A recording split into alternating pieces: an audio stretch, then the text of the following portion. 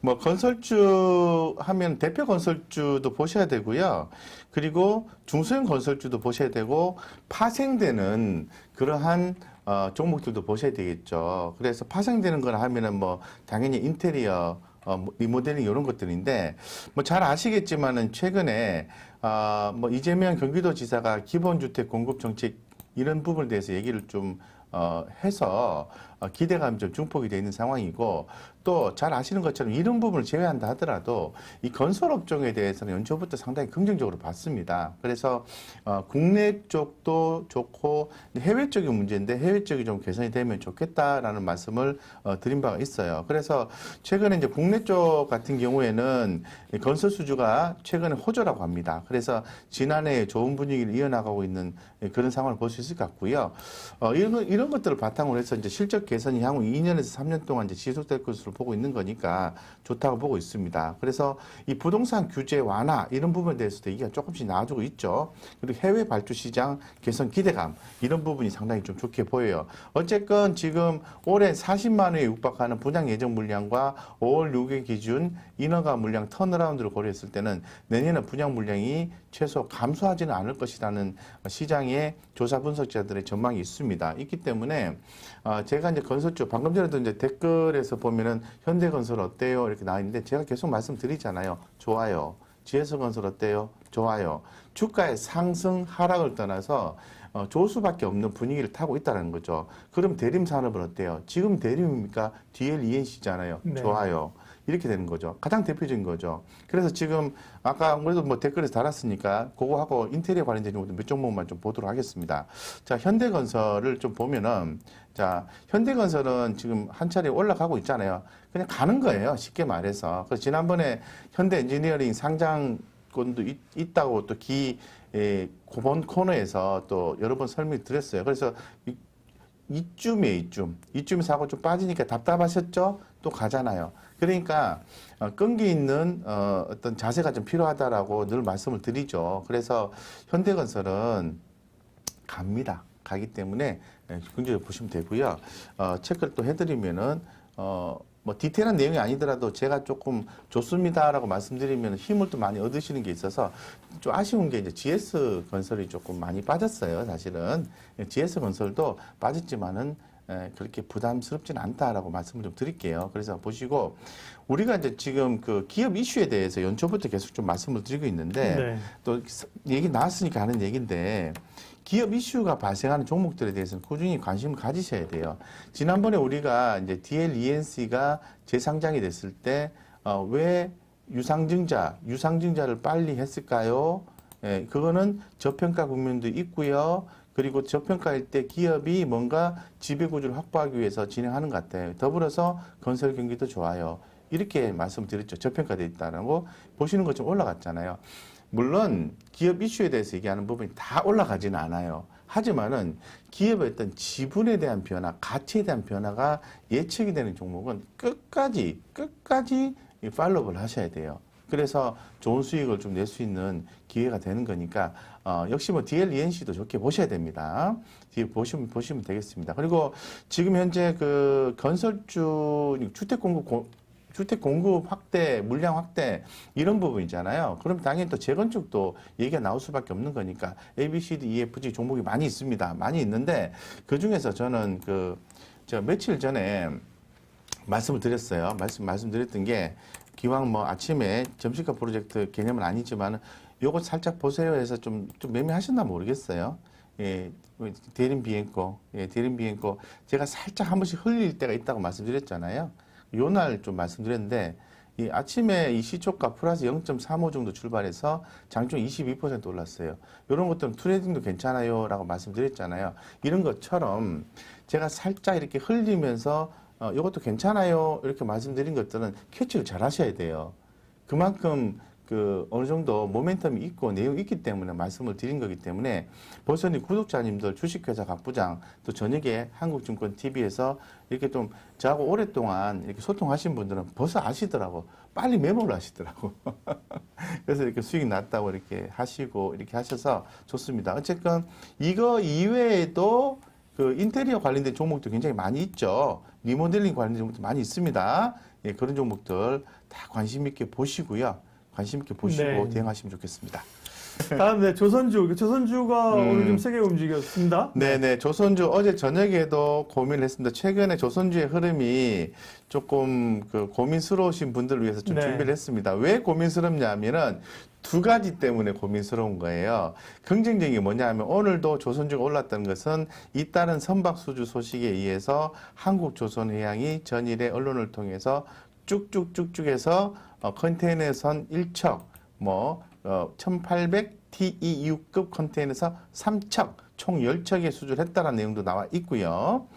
그 밖에 또 LNG 또 카타 하반기 카타르 LNG 발주 이런 부분이 나와 있어서 삼성중공업이 제일 오늘 세게 올랐어요. 그리고 한국조선해양, 현대미포조선, 대창소르선, 성광밴드 이런 좀 올라갔는데 조선주가 잇따른 선박수주에 의해서 올라간 건 맞아요. 그래서 이건 좋은데 좀 고민이 좀 어제부터 좀 발생을 어제부터 발생한 게 아니라 최근에 익절을 한 거죠. 익절을 좀 했는데 다시 살까 말까 이거 고민하는 거예요. 자, 왜 그런 얘기 하는지 볼게요. 차트를 가지고 말씀드릴게요. 저는 말씀을 늘 드리는 게 주가가 올라가다가 추세가 깨지면은 비중 축소 말씀드리잖아요. 그리고 어느 정도 하락하게 되면은 저점과 고점 사이에서 중간 정도 오면은 그때부터 척후병 보내고 한번 사주고 그 다음에 추세로 두 번째 사주고 이런 식으로 또 말씀을 드리고 있지 않습니까? 그래서 분할 매수로 말씀을 드리고 있는데 네, 조금 더 빠질 여지가 있겠습니다만은 상당 부분 많이 빠졌어요. 한국조선해양을 기준해서 말씀드린 거예요. 그래서 만약에 제가 과거에 이때에 조선주를 샀다면은 저는 여기에서 팔 수밖에 없었을 거죠. 예, 그래 팔았다면 언제 사야 되느냐? 그래서 지금 정도부터는 서서히 관심 가져야 되는데 수주가 들어온 건 좋아요. 그런데 2분기 실적이 조선주가 실적이 안 좋아요. 지금 실적 발표 시즌 들어가면서 제가 강조드리고 있는 게 2분기 실적에 대해서 좋지 않기 때문에 조선주가 좀 흐름이 약해요라고 전일에도 내용들을 체크하면서 말씀드린 적이 있어요. 그 사이에서 우리는 고민하게 되는 거죠. 2분기 실적주냐 아니면은 중장기적으로 LNG 선박 수준 계속 될 수밖에 없어요. 친환경 관련돼서 탄소 중립 이런 부분이 계속 진행되기 때문에 이건 LNG 선박에 대한 수주는 계속해서 나올 수밖에 없습니다. 그런 거 생각하느냐가 둘째 하는데 제 생각에는요. 이제 비중가 늘렸다가 줄였다 하는 컨셉은 진행하는 게 맞고 감독님 이 차트 좀 보여주시면 좋을 것 같은데요. 지금부터 바로 사지는 마시고요. 많이 축소를 하신 분들은 저는 지금 과거에 팔았기 때문에 언제 사느냐 지금 고민을 하고 있는 거예요. 예, 그래서 2분기 실적 발표 어느 정도 진행이 되면은 그때부터 바닥을 좀 보고 한국조선해양 그 다음에 중간 지주 회사가 되는 대우조선해양 이런 것들 현대미포조선 이런 흐름을 좀 보자. 지금은 많이 관심 있으시다면은 초코병 정도 좀 보내는 걸로 초코병이라고 얘기합니다. 초코병. 예. 그래서 조금만 사놓고 간만 보는 식으로 해서 조선주는 대응을 하자라고 말씀드릴게요. 어쨌건 2분기 실적에 대한 기대가 좀 다소 약한 부분에서 수주가 들어와 주니까 고민이 되실 것 같습니다. 지금은 조금만 많이 빠졌으니까 매수 타이밍을 노려보자. 역발상적으로 이렇게 말씀드리겠습니다. 네, 조선 업체 얘기하셨습니다. 홍도우님 반가워요. 어서 오세요. 네. 읽을 만한 책 소개해달라고 우리 홍도우님이 그러시니까요. 네, 여러분들 주식하신 지 얼마 안 되시죠? 네, 선배님들 조언 부탁드립니다. 제가 여기서 책 이렇게 소개하면 PPL이 되니까 안 되니까요. 좋은 책 있으면 소개해 주시고요. 저는 이제 알렉산더 엘더 얘기 계속 해주셨 트레이더이시죠? 네. 투자자세요? 모르겠어요? 대부분 분들은 그냥, 사서 오르기를 기대하고 사고 파는 분들은 트레이더거든요. 그럼 알렉산더 엘더 책을 꼭 보세요. 네. 나의 트레이딩 룸으로 오라. 라는 책인데요. 두껍습니다. 한 500페이지 될걸요? 네. 보다가 주무시는 한이 있더라도요. 아주 정말 좋은 책이에요. 투자하시는 분들은요. 네. 영리한 투자가 누구죠? 영리한 투자? 저 책 굉장히 많습니다. 이제 읽다 보면 책이 책을 소개해요. 네. 책의 장점은 뭐냐면요. 책을 읽다 보면 책을 다 읽기 전에 책에서 무슨 책을 읽어야 될지 길을 안내한다고요. 그게 독서에 아주 굉장히 좋은 얘기죠. 네. 맨날 뉴스만 보면 사람들하고 똑같은 얘기만 제목만 그것도 뉴스 저는 좀 오늘 좀 해도 되나? 뉴스도요. 꼼꼼하게 뉴스를 읽어보는 건 없어요. 제목만 가지고 보잖아요. 그죠? 뉴스는 바다로 얘기하면 위에 파도가 막 치는 거예요. 흰물결이 파도가, 그죠? 그것도 제대로 안 보고 그냥 제목만 보고 어른어른 거리는 것만 보고 해더라, 카더라, 팔았대더라 뭐 하잖아요. 그죠? 시면, 그게 관상이라는 영화 보셨습니까? 부장님? 관상? 여러 번 봤죠. 그죠? 네, 거기서 보면 있잖아요. 그죠? 파도를 보지 말고 바람의 방향을 봐야, 그죠? 바람을 봐야 그 물결의 방향 알 수 있잖아요. 그런 시면의 이야기들, 멘탈을 하려고 하려면 남들이 안 보는 거 리포트 책 많이 읽으셔야 됩니다. 짐 크레이머? 네, 짐 크레이머 책이구나. 네, 영리한 투자. 크레이머도, 네, 좋습니다. 네, 이분은 대단하시네. 짐 크레이머. 영리한 네, 월간의 미친개라고 짐 크레이머 있잖아요. 그러니까 열정이 있는 분이죠. 방송하시는 분. 네, 영리한 투자, 짐 크레이머. 짐 크레이머도 언제 사고 언제 팔아야 될지 이런 얘기들 실제 트레이딩에 관한 얘기 많이 해줍니다. 읽어보십시오. 네. 뭔 얘기하다가 조선기자재까지 받고 그러면 조선주, 해운주, 두 가지 중에 선택하라면 지금은 제가 볼 때 해운주죠. 해운주가 좀 낫죠? 해운주가 낫죠. 해운주가 지금 페노션이 최근에 좀 올라왔잖아요. 네. 그래서 우리가 이미 또 페노션 또 공략해서 수익 많이 냈어요.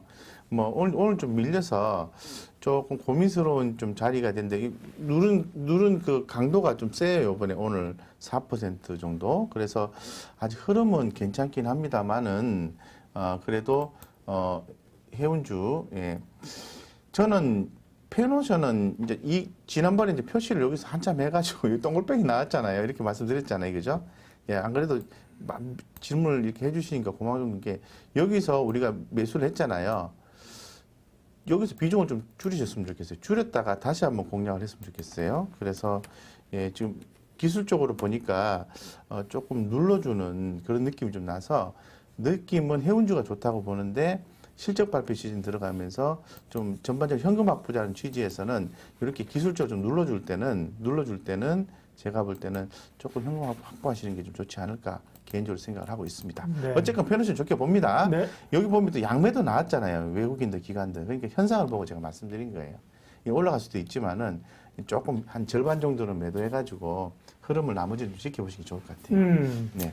주말에 보고서들 쫙 묶었다 보는 것도 되게 좋다. 왜냐하면 리포트들이 하루에 몇십 개 쏟아져 나오는데 다 보기 어렵거든요. 그 다음에 그날 뭐 좋은 리포트 나오면 확 올랐다가 또 밀리는 것도 많고요. 그날 올랐다가 잊어버릴만 할 때부터 본격적으로 오르는 것도 있습니다. 주말에 모았다고 보는 거 아주 좋은 습관이시고요. 너무 열심히 하시는 박선영 님이 성우 하이텍의 재무를 부탁드립니다. 이따가 봐주십시오. 재무를 부탁드리는 거는 이제 재무 상황이 어떤지 궁금하시다라고 얘기하신 것 같은데. 이따가 한번 볼게요. 그 다음에 뭘 봐야 되는지도 금요일이니까 이따가 시간 내서 한번 보도록 하겠고, 우리 원래 갈 길 가겠습니다. 일단 정해진 거. 정유주. 정유주. 유가 계속 오르는데 아직 S-오일이나. 정유주는 계속 좀 보셔야 됩니다. 지금 정유주에 대한 기준이 정제 마진인데요. 정제 마진은 유가의 상승을 얘기하는 거죠. 그래서 올해 상반기만 하더라도 올해 $70 갑니다라고 얘기했었는데 $70 왔어요. 그리고 또 올해는 또 100달러까지도 WTI 기준에서 갈 수 있지 않을까 이렇게 얘기하고 있는데 4분기에는 또 국제유가가 또 $80 정도는 브렌트 유가 기준에서 또 가지 않을까 이런 얘기 한 $80 정도 얘기를 하고 있는 것 같아요. 결론적으로 더 오른다는 거거든요. 그래서 지금 뉴욕 상업거래소에서 국제유가 오페크 플러스 산유국 회의 연장 소식 속에서 원유 수요 증가 모멘텀이 될 전망이 있어서 어떤 나름대로 이렇게 WTI 기준에서 가격도 좀 올랐고 최근 월가 대형주들은 올해 국제유가가 배럴당 $80 돌파 예정이라고 얘기를 하고 있고 골드만삭스 같은 경우에도 브렌트유 가 수요 회복에 힘입어서 3분기에 80달러. 이런 식으로 굉장히 유가 상승에 대한 얘기를 하고 있어요. 그래서 지금 굉장히 그 유가 관련된 종목들이 변동성이 크지 않습니까? 그래서 저는 기존에 말씀드렸던 게 SOL이라든가 그리고 GS 이런 종목, 여기 순수 유가로서는 제가 GS 요걸 말씀드렸고, 약간 LPG 테마, 액화 석유 가스 관련돼서는 중앙 에너비스 이런 종목들이 변동성이 큰 거니까 관심 있게 봅니다까지는 말씀을 드렸는데, 제가 지금 여기 좀 보면은 한번 볼게요. 원유 관련된 종목들 한번 볼게요. 유가. 네, 유가 보겠습니다. 유가라고 나오나요? 네. 지금 바로 그냥 눌러볼게요. 그냥 잠깐만. 유가요? 흐름 네. 볼게요. 차트 보려고 하는데 굳이 S-오일 같은 경우에는요 흐름이 괜찮아요. 괜찮은데 굉장히 세진 않아요. 약간 횡보 느낌이 나잖아요. 하지만 이 원유 관련된 종목들은 전년도 대비해서는 분명한 것은 성장성은 있어요. 그래서 전년 동기 대비해서 3분기 실적, 4분기 실적도 좋게 예상이 되고 있어서 괜찮다고 말씀드리고, 당연히 GS에 대한 부분이 있지 않겠습니까? GS도 그렇게 뭐 나쁘지는 않아요. 근데 아무래도 저는 GS보다는 원유 관련해서는 SO일 정도는 보자 이렇게 말씀을 좀 드릴 수 있을 것 같고요. 중앙에너비스. 네. 중앙에너비스는 변동성이 크죠. 이런 것들은 트레이딩 잘 하시는 분들만 공략하시는 게 좋아요. 이런 것들은. 네. 그래서 이거는 뭐 트레이딩 하시는 분들만 공략하시면 말씀드리고, SK이노베이션이 빠져 있는데 그건 나중에 뒷단에서 말씀드리겠습니다. SK이노베이션 분할 얘기는 뒷단에서 기업 이슈로 하도록 하겠습니다.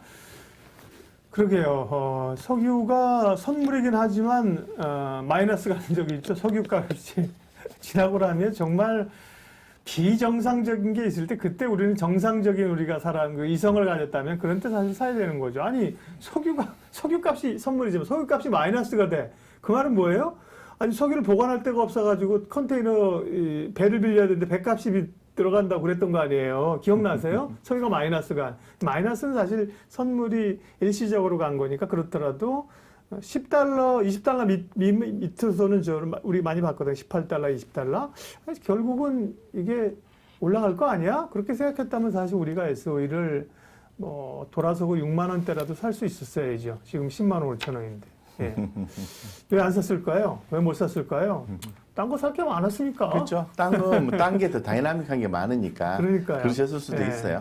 시간 보초 안 쓰려고 사실은 뭐 안 샀던 거죠. 뭐. 네, 맞습니다. 어쨌든 제 말은 추세를 보게 되면 추세를 보고 시간을 낼 수 있는 분이라면 돈 버는 게 그리 어려운 것도 아니다.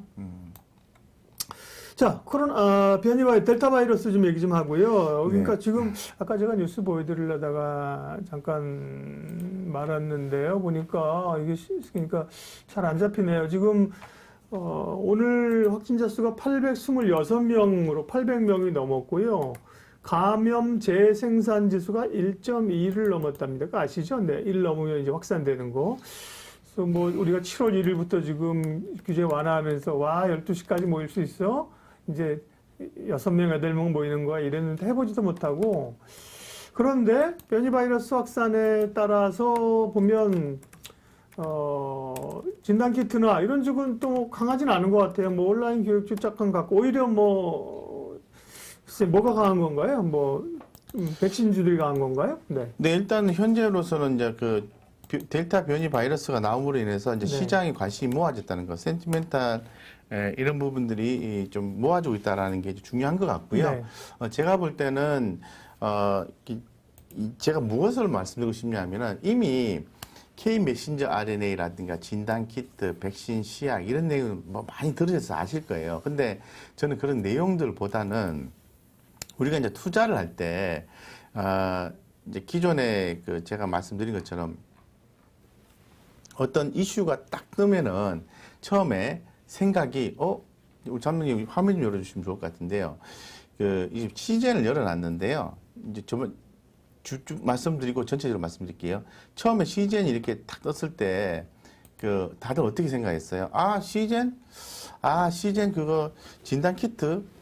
이제 뭐 보복 소비, 뭐 코로나, 뭐 델타 변이 나온다 하더라도 진단키트 종목은 조금 좀 느낌이 안 가네. 이런 생각 하시잖아요. 근데 제가 항상 뭐라고 말씀드리죠? 이야기가 안 나오다가 나오면은 그게 추세가 강하면은 공략을 하셔야 된다고. 그게 바로 수익이라고 말씀드렸잖아요. 머뭇거리다가 수익을 놓친다고. 근데 벌써 시즌 같은 경우에 우리가 점심값 프로젝트 개념으로 들어가긴 했지만은 저는 계속 보유를 하고 있다고 계속 하루도 안 빠지고 말씀드리고 있어요. 기억나시죠? 저하고 이렇게 함께 하시는 분 다 기억나실 텐데 벌써 14%가 넘었어요, 수익이. 그래서 이런 개념도 있고요. 그리고 또 아까 말씀드렸던 ST팜 수익 나서 고마워요 이렇게 말씀하셨는데 이런 것도 그렇잖아요. 제가 몇 번을 강조했기 때문에 ST팜을 또 공략을 하신 분도 계실 것 같은데 아니 그 컨소시엄을 출범을 한다며요. 그러면은 후다닥 보고 ST팜이 자신이 없으면은 함께 나와 있는 한미약품, 한미약품은 조금 올라가서 이제 또 수익이 났어요. 그죠? 수익이 났죠? 그럼 이때가 제가 얘기할 때가 언제냐면 이럴 때. ST팜은 조금 더 위에고. 그럼 지금 한미약품이 있고 GC 녹십자는 또 못 갔어요. 그러면 제가 뭐라고 기법을 말씀드렸습니까? 뭐 출범한대요. 그러면 어쩌고저쩌고 좋은 내용이네. 그러면 자신 없으면은 300만 원치 주식을 산다고 가정했을 때 ST팜 100만 원, 녹십자 100만 원, 그리고 한미약품 100만 원 이렇게 사놓으라 그러셨잖아요. 그러잖아요. 그죠? 그렇게 하면 했어도 수익이 쭉쭉 났을 텐데 계속 지켜만 보고 있고 유유하고 있고 못 먹었어요, 못 샀어요 호소하면 안 된다는 거죠. 그래서 여기 보시면은 다시 한번 시사점을 그런 식으로 말씀을 좀 드리고 싶은 거예요. 자, 말씀드릴게요. 지금도 기회가 있기 때문에 말씀드린 겁니다. 예, K 메신저 RNA 컨소시엄 출범 그리고 관련된 기업이 한미약품, ST팜, GC 녹십자 세계 구축 기업이 주로 이를 갖고요. 쭉 나와서 추후에 어떤 코로나19 백신 생산 계획을 갖고 있는 거고요. 이 관련된 기업이 나이백, 올리패스, 그리고 올릭스라는 회사는 자회사가 관련된 부분이 있습니다. 예, 그런 부분들, 그리고 이런 부분들, 그리고 또 그 변이 바이러스가 나옴으로 인해서 여기 보시면 올릭스 같은 경우도 제가 종목을 강조를 여러 번 드렸잖아요. 잘 대응하셨나 모르겠습니다. 아까 제가 댓글에서 올릭스 사서 수익 나셨다는 분은 없는 거 보니까 제가 강조를 드려도 안 사셨나 봐요. 자, 올릭스의 자회사 엠큘렉스가 메신저의 RNA 원료 생산의 핵심 특허 오케핀 기술을 자체 확보해서 독자적인 플랫폼을 만들어 진행 중인 것으로 알려졌다. 이거를 말씀을 드렸는데 안 보시더라고. 예, 그래서 저는 조금 이렇게 이런 거를 좀 이렇게 좀 시장이 핫 이슈 되는 걸 말씀을 좀 드리면은 하나만 사면 변동성이 커서 부담스러우실 거니까 관련되는 거 그냥 뭐 500만 원씩 산다 그러면은 차라리 뭐 자신 없으면은 ETF 한다 생각하시고 5종목을 줍줍줍 하신다든가 그런 어떤 적극적인 전략이 필요하다고 말씀드리고 싶은 거예요. 그래서 지금 메신저 RNA, 진단키트, 백신 시야 이런 것들 계속 주목받을 수 있는 거니까 흐름이 깨질 때까지는 관련해서 어떤 형태든 간에 거기서 다만 얼마 점심값이라도 좀 보는 전략이 필요하고 아이진이 이제 급등이 나왔잖아요. 제가 지난주 월요일 날 되게 아이진 못 사서 되게 가슴 아프다고 여러 번 말씀드렸는데 지금처럼 급등할 줄은 몰랐어요. 저는 왜 이 아이진을 생각했냐면은 무상증자에 따른 권리를 하겠다는 이벤트 드리블만 생각했는데 그 이외에 다른 또 효과가 있었던 것 같습니다. 어쨌건 이렇게 좋은 종목들을 계속해서 저녁마다 소개를 해드리고 있기 때문에 이거 말고도 여기 보시면은 인트론 바이오, 시덴, 유틸렉스, 레고캠 바이오 이런 것도 다 말씀드리고 있잖아요. 그러면 그 중에서 자신 없으면은 여러 개를 한 종목으로 바스켓 개념으로 해서 하는 투자도 연습을 하시라고 말씀드릴게요. 마지막 꿀팁 드립니다. 이런 것들 때문에요. 보복 소비에 대한 종목들, 백신 여권, 영화, 면세점, 여행, 항공 다 많이 빠졌어요. 지금 이런 것도 계속 관심 가지셔야 돼요. 관심을 가져야 올라올 때 초창기에 대응하실 수 있어요. 지금 안 보고 있다가 갑자기 대한항공 튀어 올라가면 갑자기 또 하나투어 튀어 올라가면은 또 이렇게 머뭇거린다고. 그러면 또 수익도 놓치는 거예요. 유유 이렇게 나요. 아이고 못 샀어요. 유유 이러는 거예요. 그러면 안 돼요. 아시겠죠? 여러 번 강조를 드렸기 때문에 해당 방식에 대해서 한 번 더 강조를 드리면서 말씀 마무리하겠습니다.